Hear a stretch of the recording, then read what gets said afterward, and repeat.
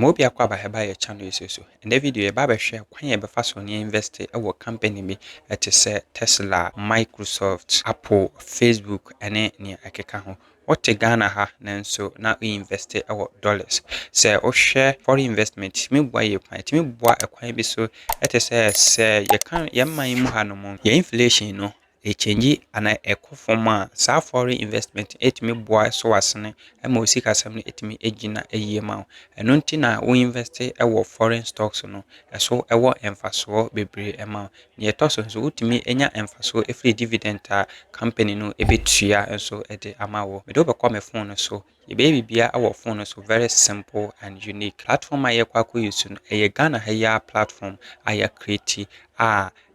stock market agia tum so mutimi perform every tax itimi boa ama utimi invest stock market ne so sana me do be koso no ma menche one ma obehia sana watumi akọ app no so de edi kan ohia phone number ohia email address would be messages and information about our platform and our account no so ohia no a ohia Ghana card and home address fie address GPS address no so ebehia ano ebetima abo amotima verify your account no na to wetimi jump to the platform no work create account yanko the app na menchro bibia step by step me makwa ba ebiem se ukọ app no so a me the app no link no beto description ewo video yi na first comment no me the app no link no beto ho no wetimi akọ download app no ewo Play Store and ewo App Store eso so download app na ni kan obe create account no we fa process bebre na we create account no sa plus app yi eboa ema utimi invest ewo mutual fund emu enti wo create account na ubia ebema obibisi obehu osika dodo aka na o withdraw ene ne akeka ho obehu size screen we on size screen de da ase no ne unhu se bi se wonye create portfolio yedi kan o create account no wi a oba platform ne so obe create portfolio no e wallet obe use they say normal wallet show bottom no ye no bia nti obe create portfolio o create portfolio na obe name ne se ne be ya wo obe kai obetimi akọ portfolio no ma akọ edit bibia opese o ye de o edit ewo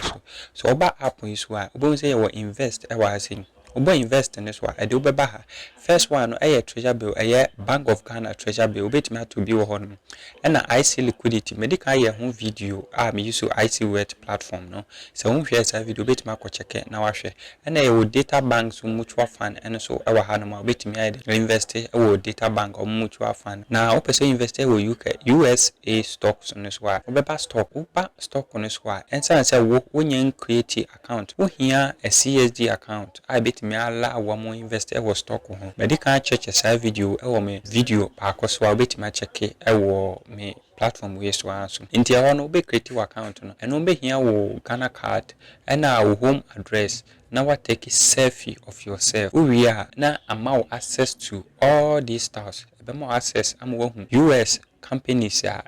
US stocks so betimi investing o ha your company bit say Google na your Gog and so ha Amazon ha your Apple Bank of America your companies be Coca-Cola na nia keka ho ni nyina wa ha no ma obetimi eden atwusu na when invest so and no be invest US stocks no ye woni ma bi a wosa wo hye nso a wosa abre bia no follow US trend na hu ze nia on stock market no etie eno no obetimi akọ website bi te say Yahoo Finance eno no be allow wa mo otimi read through no hu se nia US market no so eno so etie so we ha won say you green bi a ekosoro won say you green bi a ekosoro green bi a ekosoro ewo honom sa green no ewa asechire ewo honom eno no ekire yen say sa stock no ekonanim kese enyini konanim ena obehwe bi no na ekofom eno no kire o say sa stock no eden enyini enkonanim ena oba ha my stock no kese wo stock awa invest ewo ena ewo top gainers eno so obehu na ha say enti se me ba say na me pese me invest ya me ko future no companies ewa ha say enti am say me pese me invest ewo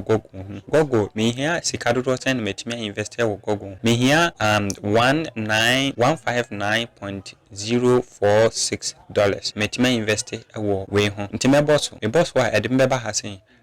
no wo say mehu senia eno no the trend ne tie ewo me app no so ti wo say ekosoro na afi de say den eba form kakra na nsa na obetima ye na wo so wo di sika to account no so the best way And I say the good news woman say what me use mobile money at me edit tracker. And the answer na beto no me ko buy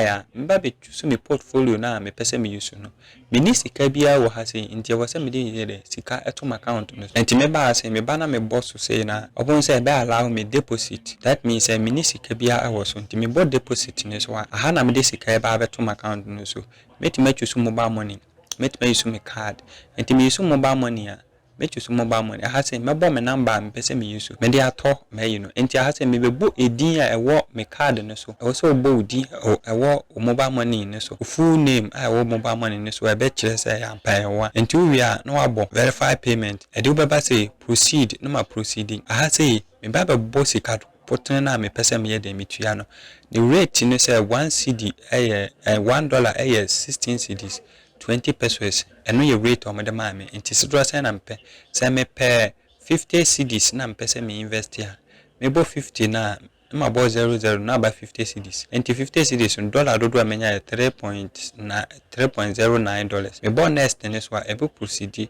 ye be ma me message prompt e wo me mobile money wallet ne so me accept prompt na omo de sika no be de be to my account no so eno ne be allow me ama metumi ato me shares e wa ha say oto shares no wa ha say na person we do trend na be history bibi a che say shares no wato e wa ha say your next video make sure wo companies a e grow a e konani ma obetumi use na so wetumi invest e wo US stock market sende any da wodi kan hwe ye video a message obe subscribe say video aboa wa na wa like amaye shalom.